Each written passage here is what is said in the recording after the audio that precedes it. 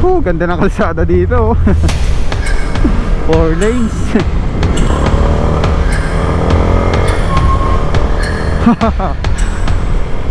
Power. Lakas ng torque, grabe.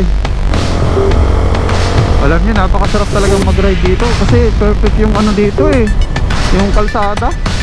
Maganda sa asfalto, tapos may mga bankingan, tapos yung tinan niyo yung paligid, nature. Nakaka-relax.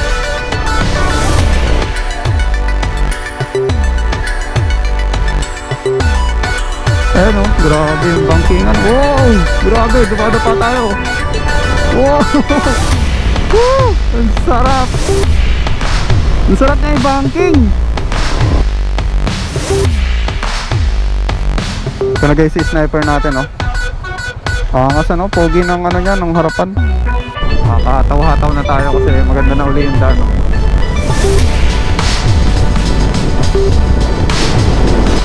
So far guys, ang isang hinahangaan ko talaga dito kay Yamaha Sniper ay yung kanyang torque. What's up guys, JB Moto, andito na naman pa another episode. This time ayan, nakikita nyo naman diba kung sino yung kasama natin, the Sniper 155. Ayan guys, pinahiram tayo ni Papa para daw ating i-break in. So tayo nga pala ay papunta tayo ng Kapalonga. Medyo malayo, 70 plus kilometers din. Kulang-kulang 2 hours ang biyahe sa chill ride. Pero pag mabilis kayo, mahigit 1 hour lang yan. Meron kasi kaming seminar guys sa Kapalonga, doon ginanap. Nag-uwian ako kasi may mga ginagawa ako pagkagabi, busy ako pagkagabi hindi ko naman magagawa pag doon ako mag-stay in. Sayang din. Kaya mas pinili ko na lang na mag-uwian. Araw-araw bumabiyahe ako ng halos 140 kilometers. Ang lakas din ng trip ko no. Kasi 70 papunta, 70 pabalik, di 140 yun. 3 days to. Kaya practice na rin para ma-practice tayo sa pagra-ride ng malayo, endurance ba. Mamaya magpapagas tayo dun sa Shell kasi 2 bar na lang Medyo kinakabahan pa ako ngayon guys sa pagdadala ko dito sa Sniper kasi alam nyo wala pang wala pang papel. Hindi tayo dadaan sa sentro. Hindi naman ganong mahigpit dito yung mga yung mga pulis. Hindi naman sila nanguhuli ng ng mga wala pang plate, lalo na yung ka-re-release pa lang kagaya nitong sa akin. Pero mag-ingat na lang rin tayo, di ba? Thank you. Actually sa kanya yung karapatan siya dapat yung aabante Pinadaan tayo ni tatay. Bait naman. At dito may Shell dito. Dito tayong papagas. Alamin na rin natin yung mga yung mga presyohan ng gasolina ngayon. Kaya, thank you. So yan guys, yung presyohan ngayon ay 74.39 as of now dito sa Shell. As of now nga rin pala guys, unleaded yung pinapagas natin kay Sniper. Nasanay kasi ako unleaded wala pa akong idea kung anong magandang gamitin talaga dito. So siguro tulungan nyo ako guys, mag-comment kayo kung anong karapat dapat na gasolina ang gagamitin natin dito, kung premium ba or unleaded. Wala talaga akong idea kasi yung sa akin yung Suzuki Smash obviously na unleaded ang gagamitin natin doon kasi hindi naman ganun kalakas yung makina nun hindi ko alam dito sa Sniper. Syempre itong Sniper medyo high performing na siya. Hindi ko alam kung mas okay pa rin gamitin dito yung unleaded o kailangan na nating mag premium.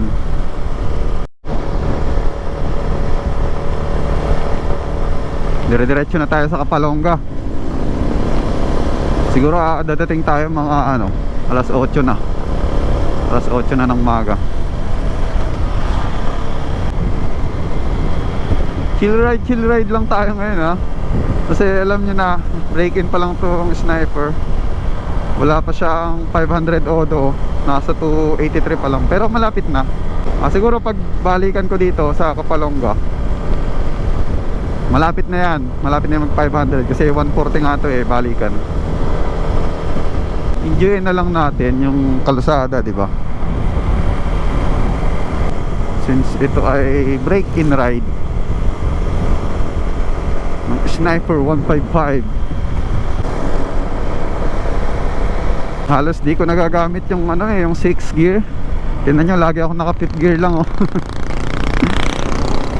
Hindi pa tayo gaanong sanay. Hindi ko pa nakikita yung potential ng 6 gear nito. Saka ngayon lang ako nakahawak ng ano eh, ng motor na ano, na may 6 gear. Grabe sa tulin.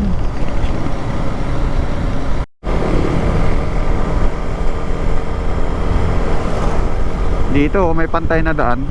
Subukan ko sana yung 6 gear. Ayan, 5th gear, 63.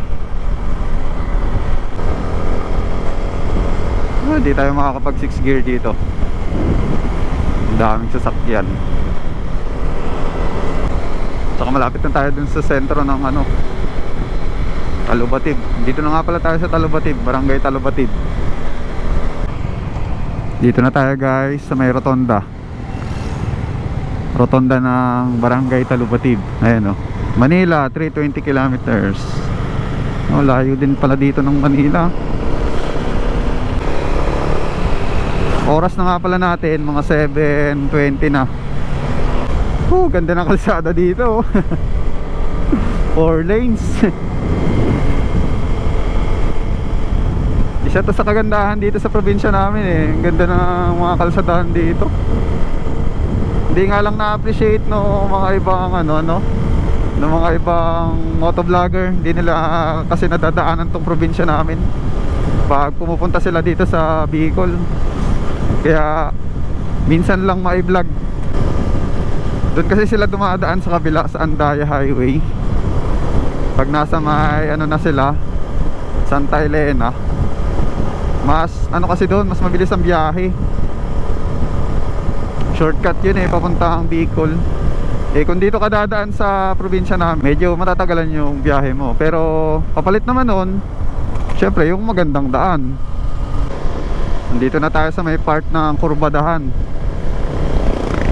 Take note, maganda rin yung mga ano dito yung mga kurbada dito sa amin. Kung di nyo natatanong.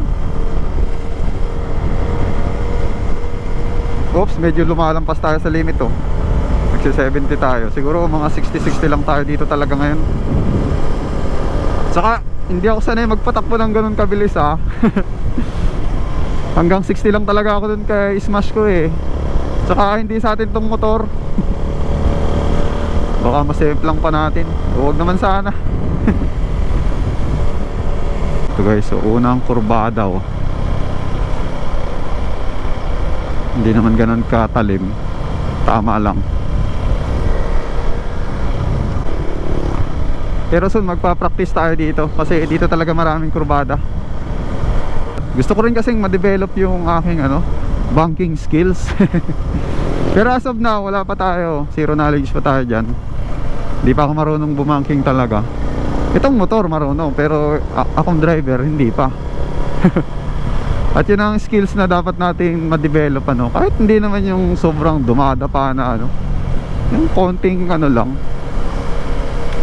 konting banking lang eh, okay na yun. Sayang naman ang Sniper 155 natin kung hindi tayo babangking. Nag-chill ride lang din tong ano, sasakyan, bagal. Ganyan naman talaga dapat guys. dapat nag-iingat tayo lagi. Dapat i-priority natin yung safety lagi natin. So atin na nyo yung mga view dito, mga ano, mga kabundukan na may mga nyugan. Nyug kasi talaga ang ano dito sa amin guys, pinaka primary na produkto. Karamihan sa mga tao dito ay pagsasaka ng nyug ang kinabubuhay, mga farmers. Siyempre Bicol to eh, kaya hindi yan mawawala dito sa amin. Pag sinabi mo kasing Bicol eh, talagang ang pumapasok sa mga isipan ng mga tao eh, yan, mga nyug, mga buko. Isa ang Bicol sa mga pinakamalalaki ang production ng nyug at buko dito sa ating bansa. Guys, sobrang bagal nung ano, nasa unahan natin. Siguro kailangan na nating mag-overtake.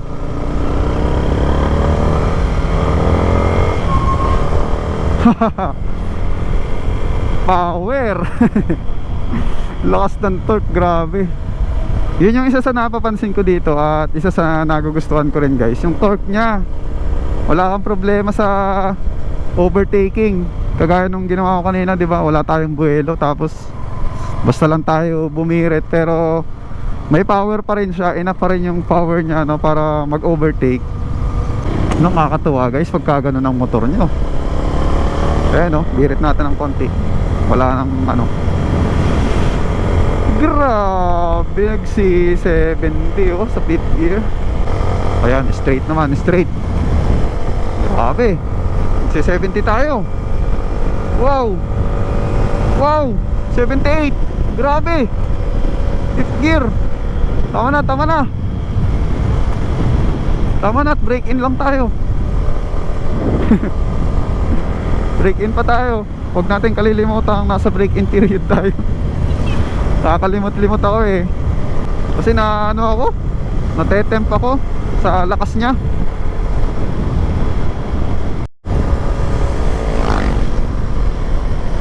Grabe mag-downshift si Sniper. Saka ang sarap nung ano niya, pag da-downshift niya.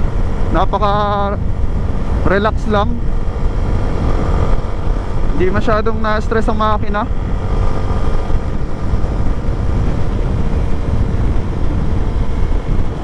Yun siguro yung ano, yung purpose ng slipper clutch. Smooth na pagda-downshift.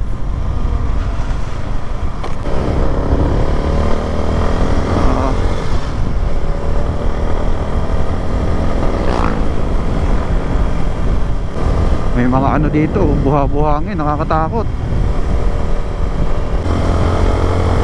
Alam niyo, napakasarap talagang mag-ride dito kasi perfect yung ano dito eh, yung kalsada. Maganda siya, asfalto, tapos may mga bangkingan, tapos yung tingnan niyo yung paligid, nature. Nakaka-relax. Talagang mawawala mga stress mo dito, mga problema mo. Ayan oh, grabe yung bangkingan. Wow, grabe, dumadapa tayo. Wow. Woo, ang sarap. Ang sarap niya i-banking. Oh, lalo na pag skilled na ano ka dito, skilled na, may skill ka na sa pagbabanking, eh talagang may enjoy mo. Ano? Oo. Oops, teka lang. Yaso.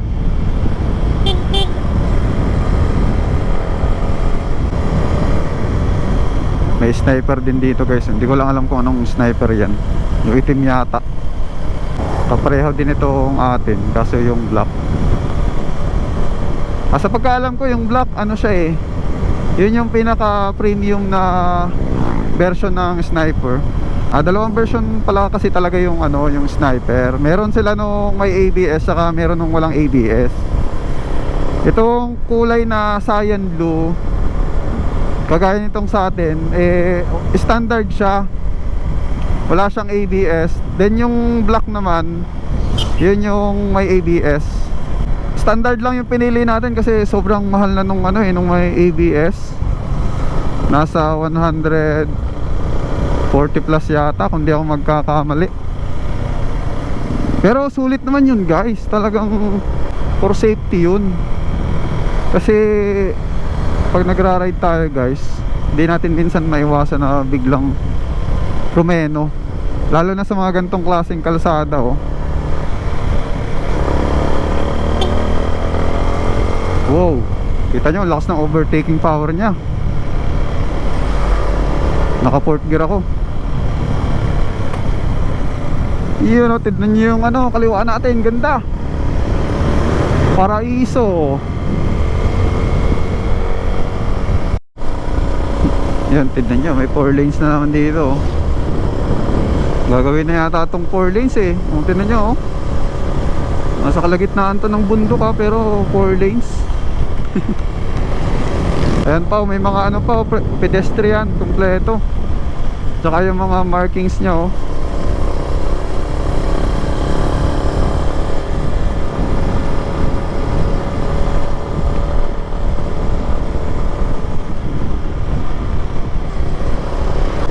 Mahaba-haba rin oh.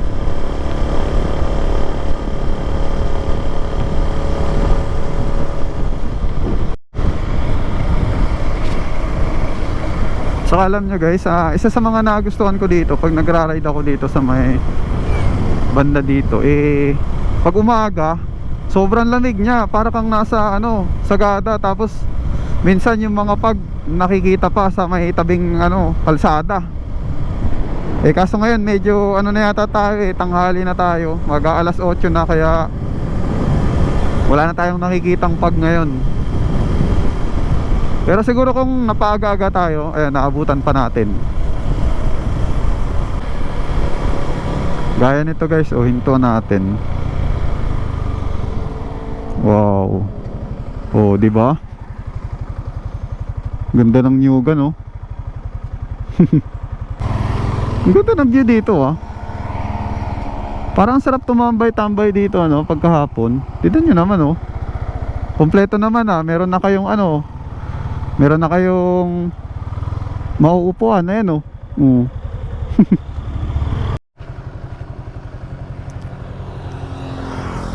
Ito na guys si sniper natin oh. Angas ano, pogi ng ano niya, ng harapan.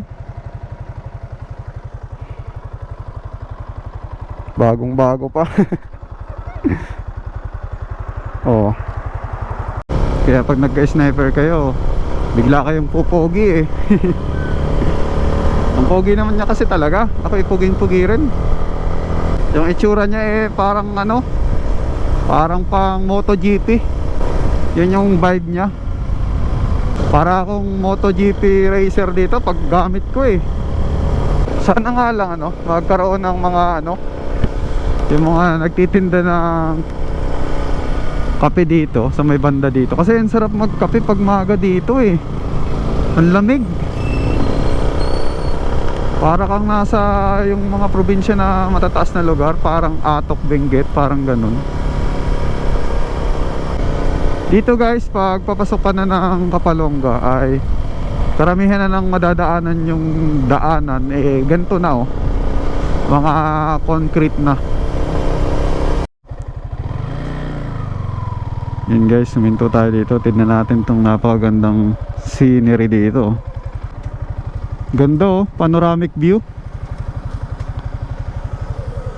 Halos kita na yung ano ng bundok oh, kabuuan ng mga bundok. Dito tayo sa may bundok oh. Ayan, downhill, pababa tayo. Yung gilid natin, tignan nyo, ang ganda oh. Ayan oh. Wow. Ito guys oh. Oh.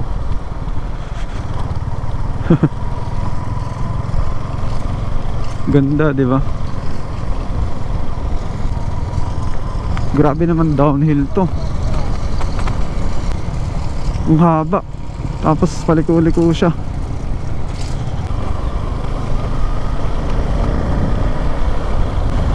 Yung kabayo guys oh. What? Di pa rin tapos. Pababa pa rin. Ayun. Pababa rin tayo. Uy, hindi pa pala. Pambira. Grabe naman downhill yun. Ang ganda dito talaga oh. Very relaxing view. Grabe yung binaba natin guys. At hanggang ngayon wala pa oh. Downhill pa rin. Grabe yan pabalik.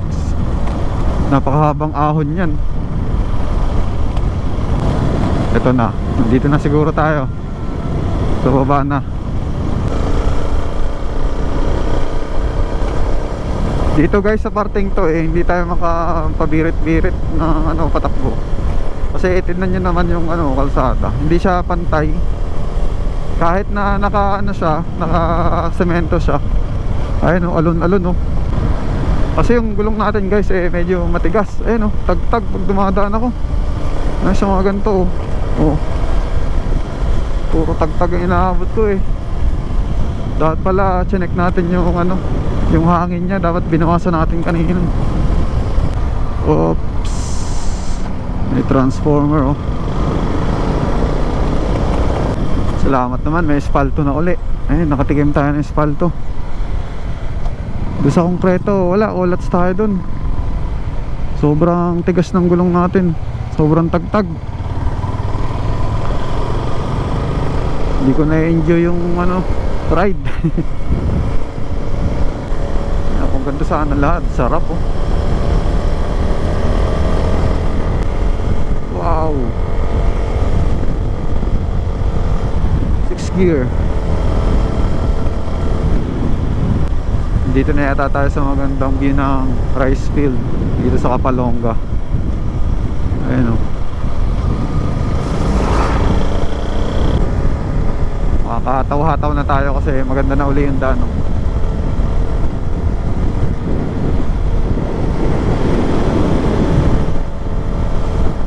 Ilog dito guys kulay green yung tubig. Ito na guys yung magandang rice field na sinasabi ko.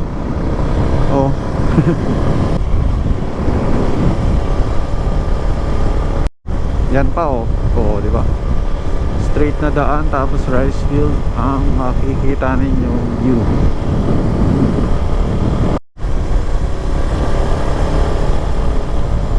Sarap rin talaga mag-ride dito sa Kapalonga. Kasi konting-konti yung sasakyan ng mga dumadaan. Tingnan nyo, pailan-ilan lang. Mga tricycle lang. Ito kasing Kapalonga guys para siyang isolated na bayan na malayo siya sa mga ibang bayan. Talagang sasadyain mo siya. Wala siyang ibang mga katabing bayan dito. Yung mga naglilinis dito sipag community service.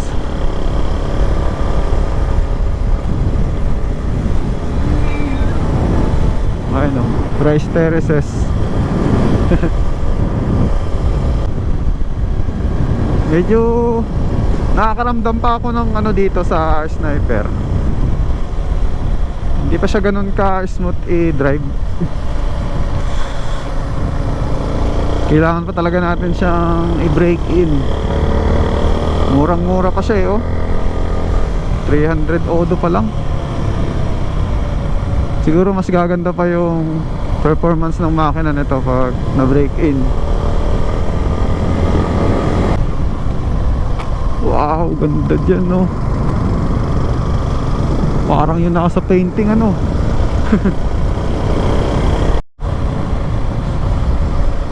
So far guys, ang isang hinahangaan ko talaga dito kay Yamaha Sniper ay yung kanyang torque. Yun talaga yung napapansin ko sa kanya ngayon. Napakalakas ng torque niya, ang ganda. Ang ganda ng power delivery niya. Even na nasa 5th gear ka, 4th gear, 3rd gear ay lahat yon may power. Pati yung 6th gear. Hindi ka talaga mapapahiya. Laging meron at merong power siyang ibibigay sa'yo. Kahit nasa low RPM ka pa.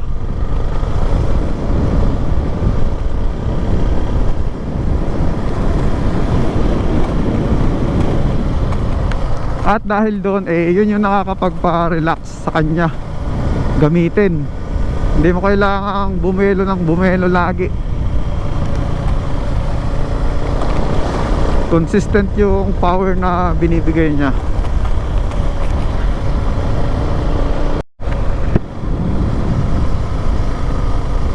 Eto na guys, dito na tayo. Saglit lang tayo. Kahit chill ride lang tayo, bilis natin nakarating Iba rin talaga si Sniper. Yan, nandito na tayo sa maganda nilang Boulevard. Boulevard ba to? Hindi ko alam pero ang ganda niya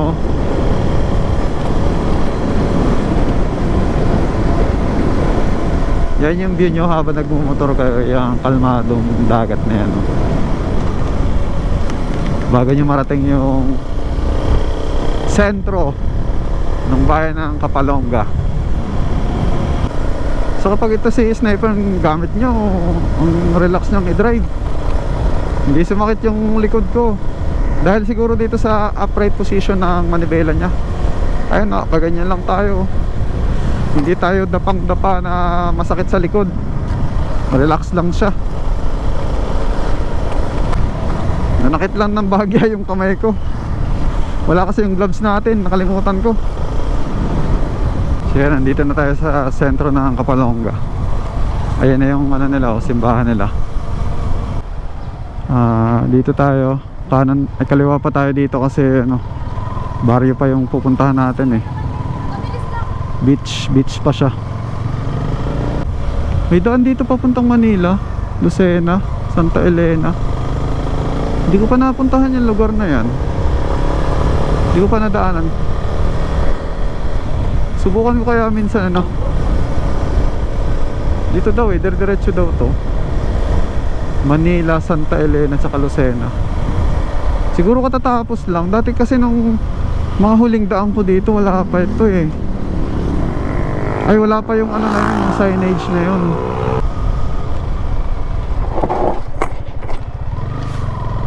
Grabe, skid tayo. Invisible kasi yung yan yung mga humps, di ko gaanong nakita kanina.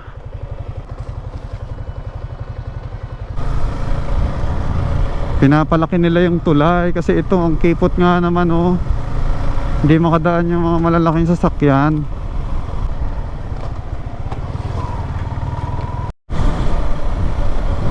Lupit rin talaga na itong view na to New Gun Plus yan baybay dagat, may mga naliligo. So yun guys, nandito na tayo sa ating venue. Thank you po.